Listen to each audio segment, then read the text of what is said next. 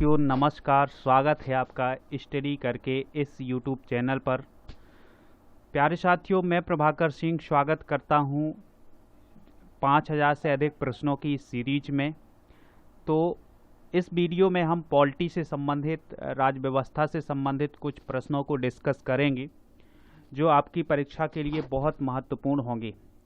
आप जब UPSC, MPPSC, RRB, SSC जितनी भी एग्ज़ाम हैं उनको जब देते हैं तो राज्य व्यवस्था से संबंधित महत्वपूर्ण प्रश्नों को जरूर पूछा जाता है, पॉलिटी से संबंधित प्रश्नों को पूछा जाता है और उसमें भारतीय संविधान के जो अनुच्छेद हैं उनसे भी कई बार बहुत प्रश्न बनते हैं।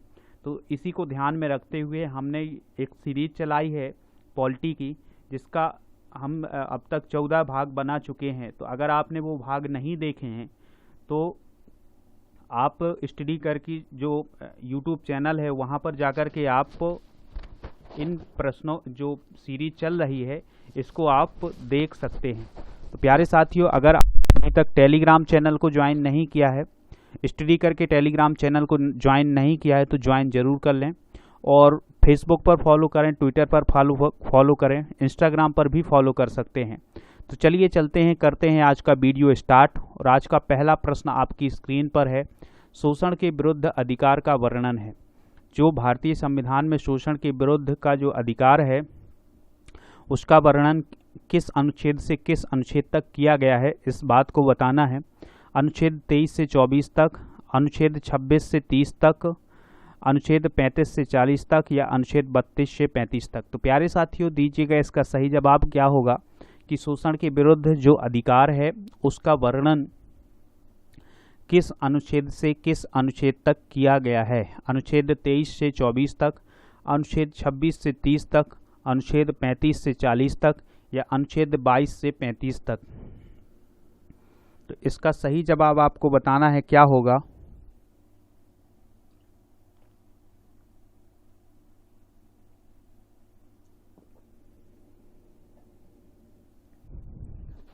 तो शोषण के विरुद्ध अधिकार का जो वर्णन है वो संविधान के अनुच्छेद 23 से 24 तक किया गया है, अर्थात 23 और 24 में शोषण के विरुद्ध अधिकार का वर्णन किया गया है।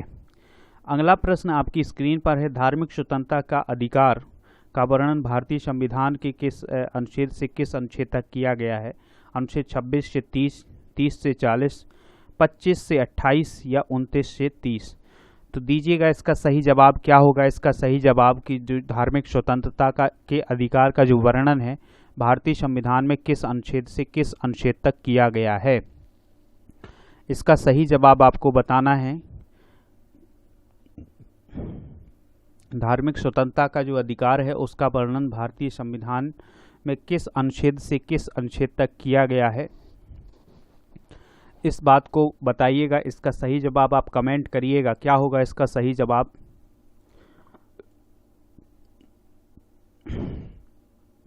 धार्मिक स्वतंत्रता के अधिकार का जो वर्णन है भारतीय संविधान में किस अनुच्छेद से किस अनुच्छेद तक किया गया है, इस बात को आप बताएं। तो अनुच्छेद 26 से 30 तक, 30 से 40 तक, 25 से 28 तक, 29 से 30 तक। तो बताइएगा क्या होगा इसका सही जवाब।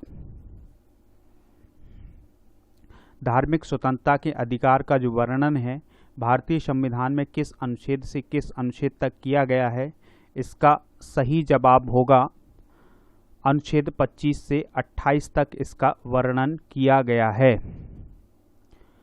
क्वेश्चन 3 है आपकी स्क्रीन पर, भारतीय संविधान में संस्कृति और शिक्षा संबंधी अधिकार का वर्णन है। जो भारतीय संविधान है उसमें संस्कृति और शिक्षा से संबंधित जो अधिकार हमें प्रदान किया गया है, कल बहुत लोगों ने जवाब नहीं दिया है, कुछ लोगों ने जवाब दिया है और पूछा गया था। कल का जो हमारा सवाल था वो सवाल यही था कि भारतीय संविधान में कितने मौलिक अधिकार जो हैं वो दिए गए हैं, उनके नाम बताने थे। तो एक दो लोगों ने बहुत शानदार जवाब दिए हैं, मैंने उनको चेक किया है। आज भी मैं एक प्रश्न पूछूंगा तो उसका भी जवाब आपको वीडियो खत्म हो जाने के बाद बताना है। तो प्यारे साथियों, इस बात का ध्यान रखें कि जो पूछा जाए उसको हम कमेंट में ज़रूर बताएं जब वीडियो ख़त्म हो जाए। एक सवाल हम पूछते हैं तो उस सवाल का जवाब आपको कमेंट बॉक्स में देना है। मैं सबके कमेंट चेक करता हूँ। कल बहुत अच्छा नहीं लगा कि प्रश्न पूछने के बाद भी लोगों ने उसका जवाब नहीं दिया है, तो आज ज़रूर देना है उसका जवाब। कल पूछा गया था कि कितने हमें अधिकार दिए गए हैं, मौलिक अधिकार दिए गए हैं, उन मौलिक अधिकारों के नाम बताने थे। तो ठीक है, कोई बात नहीं, आज जो प्रश्न पूछें उसका जवाब जरूर देना है आपको।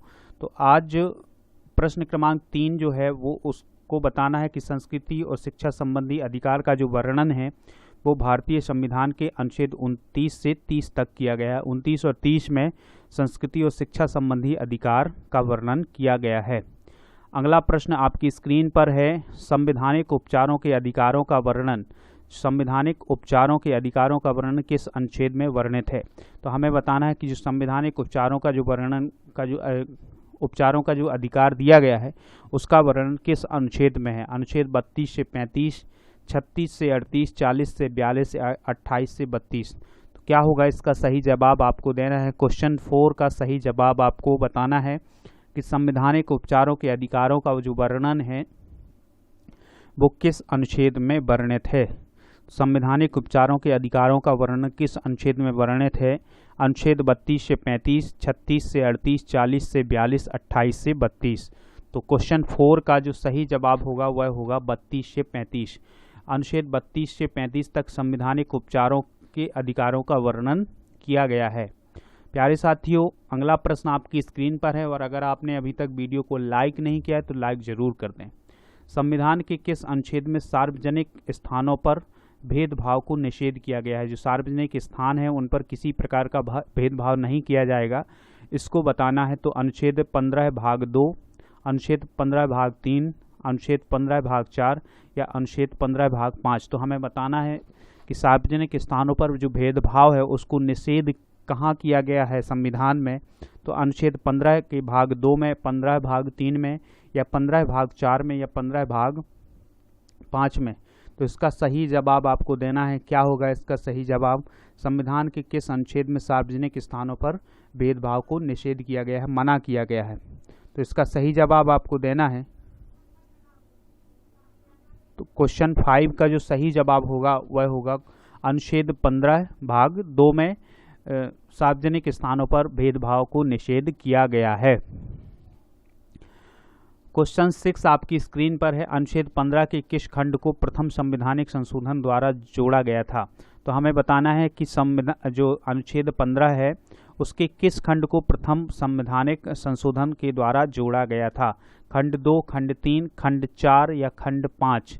तो बताएं इसका सही जवाब कि अनुच्छेद 15 के किस खंड को प्रथम संवैधानिक जो संशोधन हुआ था उसके द्वारा जोड़ा गया था? खंड 2, खंड 3, खंड 4, खंड 5। तो वह कौन सा संवैधानिक संशोधन है? वो प्रथम संवैधानिक संशोधन के द्वारा किस भाग को जोड़ा गया था? तो इसका सही जवाब होगा खंड 2 को। अस्पृश्यता का अंत किस अनुच्छेद में किया गया है? वेरी वेरी इंपॉर्टेंट प्रश्न है, आप सभी को पता होना चाहिए कि छुआछूत या अस्पृश्यता या अनटचेबिलिटी जो है उसका अंत किस अनुच्छेद में किया गया? अनुच्छेद 18, अनुच्छेद 16, अनुच्छेद 17 या अनुच्छेद 15 है। तो इसका सही जवाब आपको बताना है कि अस्पृश्यता का अंत किस अनुच्छेद में किया गया है? अनुच्छेद 18, अनुच्छेद 16, अनुच्छेद 17 या अनुच्छेद 15 है। तो अस्पृश्यता का अंत किस अनुच्छेद में किया गया है? इस प्रश्न का सही जवाब आपको देना है। क्वेश्चन 7 है आपकी स्क्रीन पर, इसका सही जवाब जरूर दीजिएगा और वीडियो को लाइक करना बिल्कुल ना भूलिएगा। तो और अगर आपने अभी तक टेलीग्राम चैनल ज्वाइन नहीं किया है तो टेलीग्राम चैनल ज़रूर ज्वाइन करें, जिसका लिंक आपको डिस्क्रिप्शन बॉक्स में मिलेगा। वहां जाकर के आपको बहुत अच्छी अच्छी चीज़ें मिलेंगी, वहां क्वेश्चन मिलेंगे और PDF भी मिलेगी और जो भी अपडेट होगा वह भी आपको बताया जाएगा। तो अस्पृश्यता का अंत किस अनुच्छेद में किया गया है? इसका सही जवाब होगा अनुच्छेद 17 में। अनुच्छेद 17 में अनटचेबिलिटी का अंत किया गया है या अस्पृश्यता का अंत किया गया है। क्वेश्चन 8 है आपकी स्क्रीन पर, अनुच्छेद 16 में वर्णन है। तो हमें बताना है कि अनुच्छेद जो 16 है उसमें किसका वर्णन किया गया है? लोक नियोजन के विषय में अवसर की समता का, उपाधियों के अंत का, विधि के समक्ष समता का या संपत्ति का अनिवार्य अर्जन का। तो अनुच्छेद जो 16 है, आर्टिकल 16 है, उसमें किसका वर्णन किया गया है, इसका जवाब दीजिएगा आप सभी। क्या होगा इसका जवाब कि अनुच्छेद 16 में किसका वर्णन किया गया है? तो लोक नियोजन के विषय में अवसर की क्षमता का, उपाधियों के अंत का या विधि के समक्ष समता का या संपत्ति का अनिवार्य अर्जन का। तो प्यारे दोस्तों, दीजिएगा इसका सही जवाब, आर्टिकल 16 में किसका वर्णन किया गया है?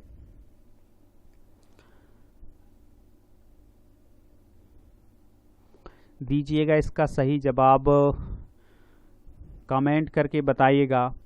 तो प्यारे साथियों, आप सभी को पता होगा कि आर्टिकल जो 16 है उसमें लोक नियोजन के विषय में अवसर की क्षमता का वर्णन किया गया है। क्वेश्चन 9 आपकी स्क्रीन पर है। किस अनुच्छेद में धर्म, जाति, लिंग या जन्म स्थान के आधार पर भेदभाव का निषेध है? तो बताएं इसका सही जवाब। क्वेश्चन 9 का जवाब दीजिएगा कि किस अनुच्छेद में धर्म, जाति, लिंग या जन्म स्थान के आधार पर भेदभाव निषेध किया गया है। कि जिसमें धर्म के आधार पर, जाति के आधार पर, लिंग के आधार पर या जन्म स्थान के आधार पर भेदभाव नहीं किया जाएगा। इस बात का वर्णन किस अनुच्छेद में है? अनुच्छेद 15, 16, 17 या 18 है। तो किस अनुच्छेद में इस बात का वर्णन है कि किसी भी व्यक्ति के साथ उसके धर्म, जाति, लिंग या जन्म स्थान के आधार पर भेदभाव नहीं किया जाएगा? इसका सही जवाब देना है आपको। क्या होगा कि किस अनुच्छेद में इस बात का वर्णन किया गया है कि किसी से लिंग, जाति और धर्म के आधार पर उससे भेदभाव नहीं किया जाएगा? इसका सही जवाब आपको देना है। प्यारे साथियों, दीजिएगा इसका सही जवाब क्या होगा? इसका सही जवाब दीजिएगा क्या होगा कि किस अनुच्छेद में धर्म, जाति, लिंग या जन्म स्थान के आधार पर भेदभाव नहीं किया जाएगा? इसका वर्णन किस अनुच्छेद में किया गया है, इसको बताएं सभी लोग। तो इस प्रश्न का जो सही जवाब होगा, क्वेश्चन 9 का जो सही जवाब होगा वह होगा आर्टिकल 15। किस अनुच्छेद में भारत सरकार द्वारा भारत रत्न, पद्म विभूषण, पद्म भूषण, पद्मश्री एवं सेना द्वारा परमवीर चक्र, महावीर चक्र, वीर चक्र आदि पुरस्कार दिए जाते हैं? बहुत अच्छा प्रश्न है कि किस अनुच्छेद में इस बात का वर्णन सरकार द्वारा भारत रत्न, पद्म विभूषण, पद्म भूषण, पद्मश्री एवं सेना द्वारा जो परमवीर चक्र हैं उनको दिया जाता है? तो बताएं इसका सही जवाब क्या होगा?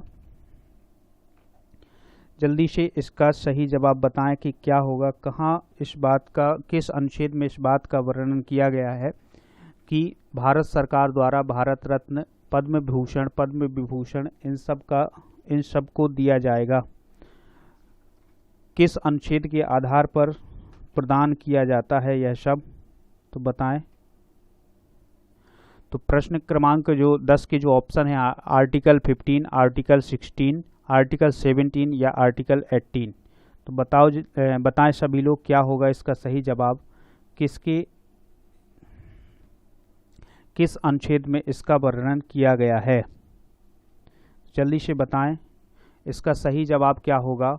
तो इस प्रश्न का जो सही जवाब होगा वह होगा अनुच्छेद 18। अनुच्छेद 18 में इस बात का वर्णन है कि भारत सरकार के द्वारा भारत रत्न, पद्म विभूषण इन सब का, और पद्म विभूषण, भूषण और पद्मश्री सेना के द्वारा परमवीर चक्र, महावीर चक्र, वीर चक्र आदि का पुरस्कार दिए जाएंगे। इस बात का वर्णन किया गया है आर्टिकल 18। आर्टिकल 18 के तहत ही ये सब दिए जाते हैं। किस अनुच्छेद में 14 वर्ष से कम आयु वाले बच्चों को कारखानों या अन्य किसी जोखिम भरे काम पर नियुक्त नहीं किया जा सकता है? अनुच्छेद 20, अनुच्छेद 22, अनुच्छेद 24 या अनुच्छेद 26? तो किस अनुच्छेद में 14 वर्ष से कम आयु वाले बच्चों को कारखानों या अन्य किसी जोखिम भरे काम पर नियुक्त नहीं किया जा सकता है? इस बात का वर्णन किस अनुच्छेद में किया गया है, इसको बताना है आपको। किस अनुच्छेद में किया गया है? अनुच्छेद 20, 22, 24 या 26? तो प्यारे दोस्तों, दीजिएगा इसका सही जवाब क्या होगा।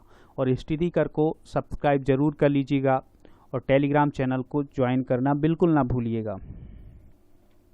तो इसका सही जवाब आपको देना है। क्या होगा इसका सही जवाब कि किस अनुच्छेद में 14 वर्ष से कम आयु के जो बच्चे हैं उनको किसी कारखाने में या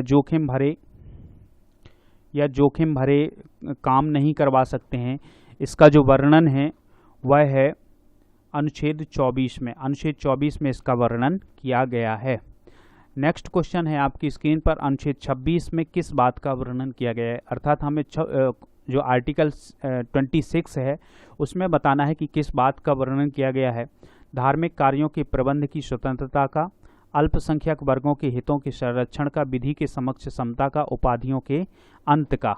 इसका सही जवाब आपको देना है। तो प्यारे दोस्तों दीजिएगा इसका सही जवाब। क्या होगा इसका सही जवाब?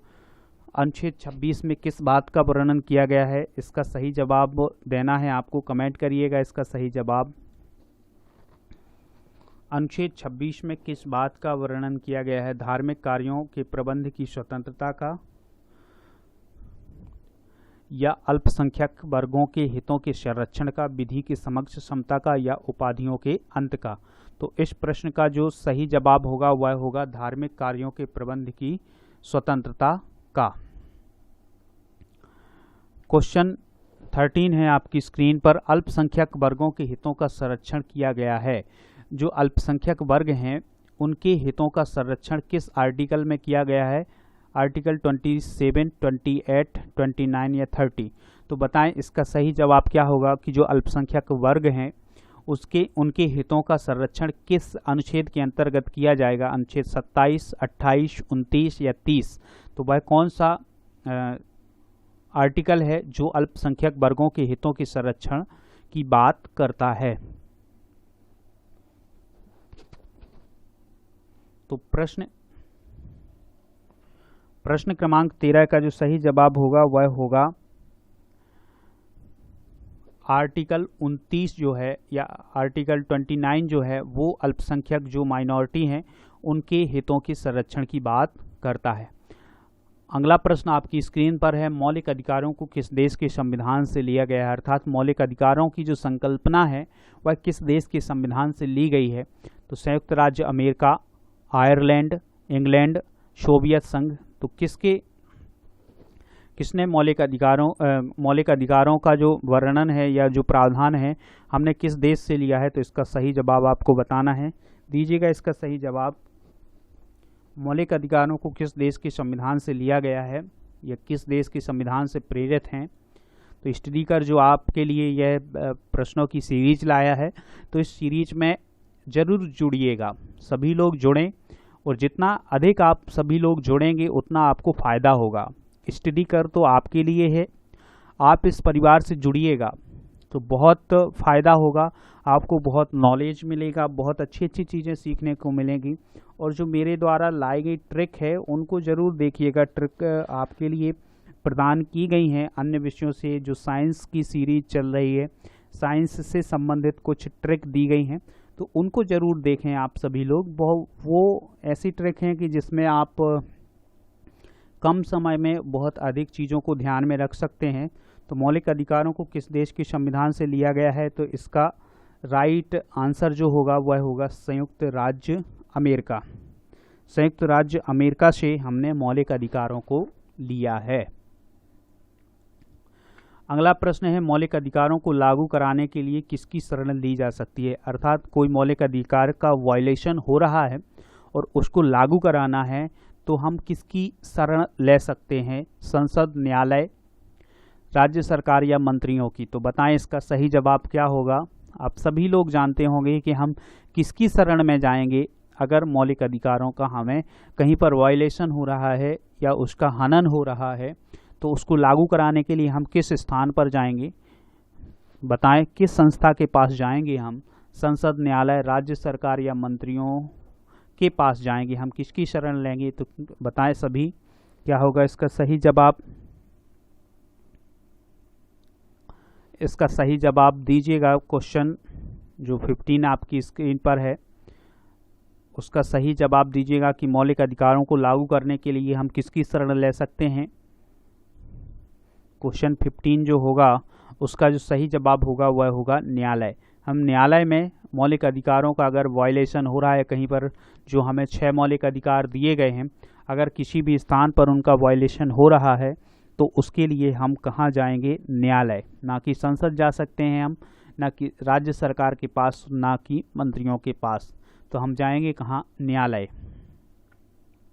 राज्य के नीति निर्देशक सिद्धांत का वर्णन किस भाग में किया गया है? बहुत महत्वपूर्ण प्रश्न है यह कि राज्य के जो नीति निर्देशक तत्व हैं उनका वर्णन किस भाग में किया गया है? भाग 4, भाग 6, भाग 4, भाग 7 या भाग 8? तो बताएं इसका सही जवाब क्या होगा कि जो राज्य के नीति निर्देशक सिद्धांत हैं उनका वर्णन किस भाग में है? तो इसका सही जवाब आपको देना है, कमेंट करके बताइएगा इसका सही जवाब क्या होगा कि राज्य की नीति निर्देशक सिद्धांत हैं उनका वर्णन कहाँ किया गया है। तो इस प्रश्न का जो सही जवाब होगा वो सभी लोग जानते हैं कि राज्य के जो नीति निर्देशक सिद्धांत हैं वह किस भाग में वर्णित है? भाग 4 में। क्वेश्चन 17 आपकी स्क्रीन पर है। राज्य के नीति निर्देशक सिद्धांतों की प्रेरणा किस देश से ली गई है? यह भी बहुत इंपॉर्टेंट प्रश्न है। जब हम भारतीय संविधान के स्रोतों के बारे में बात कर रहे थे, वह वीडियो अगर आपने अभी तक ना देखा हो तो ज़रूर देखें उसको, कि राज्य के जो नीति निर्देशक सिद्धांत हैं उसकी जो प्रेरणा है वो किस देश के संविधान से प्रेरित है। यह प्रश्न आपको बताना है। आयरलैंड, अमेरिका, इंग्लैंड या दक्षिण अफ्रीका? तो किस देश से हमने राज्य की नीति निर्देशक सिद्धांतों की प्रेरणा ली है? तो इसका सही जवाब दीजिएगा क्या होगा? इसका सही जवाब कि राज्य की नीति निर्देशक सिद्धांतों की जो प्रेरणा है हमने किस देश के संविधान से ली है।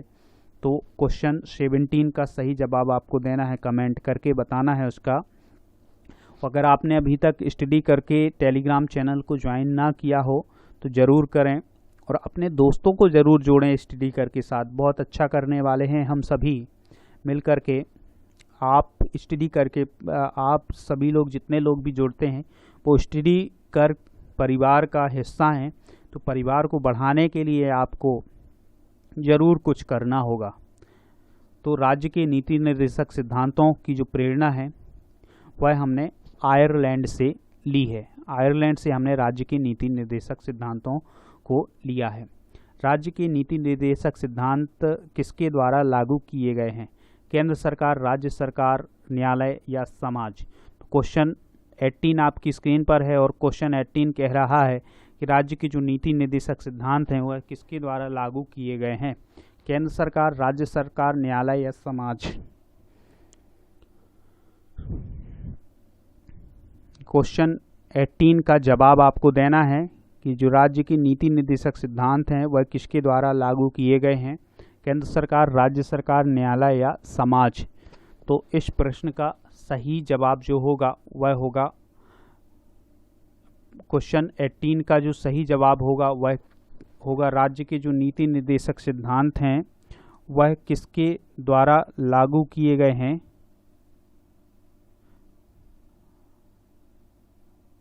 जो राज्य सरकार होती हैं वो राज्य सरकार के द्वारा जो लागू करने के बाद ही नागरिक को प्राप्त होते हैं।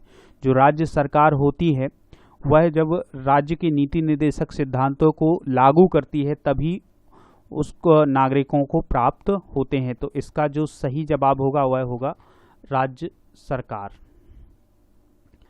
क्वेश्चन 19 जो आपकी स्क्रीन पर है और क्वेश्चन 19 कह रहा है नीति निर्देशक सिद्धांतों का किस अनुच्छेद से किस अनुच्छेद तक वर्णन किया गया है भारतीय संविधान में?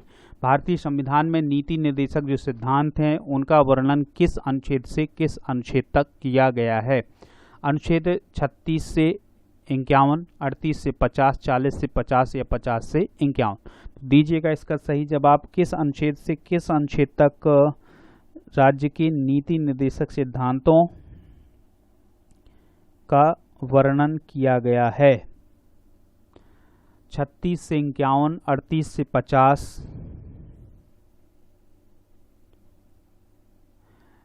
या 40 से 50 या 50 से 51? तो दीजिएगा इसका सही जवाब। आपको बताना है क्या होगा इसका सही जवाब कि राज्य के जो नीति निर्देशक सिद्धांत हैं उनका वर्णन कहाँ से कहाँ तक किया गया है। तो नीति निर्देशक सिद्धांतों का जो वर्णन है वह 36 से 51 तक, अनुच्छेद जो आर्टिकल 36 से 51 तक किया गया है।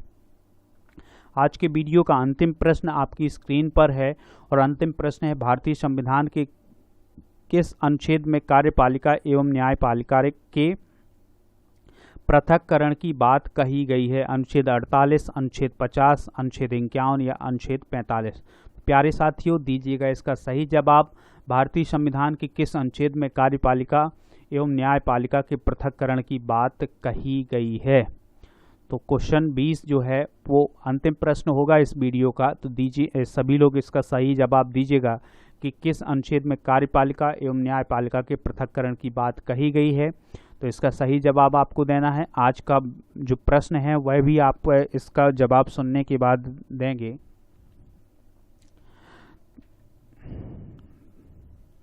तो उसका सही जवाब आपको देना है, क्या होगा उसका सही जवाब, कि जो भारतीय संविधान के किस अनुच्छेद में कार्यपालिका एवं न्यायपालिका के पृथक्करण की बात कही गई है। तो इसका सही जवाब आपको देना है, क्या होगा इसका सही जवाब।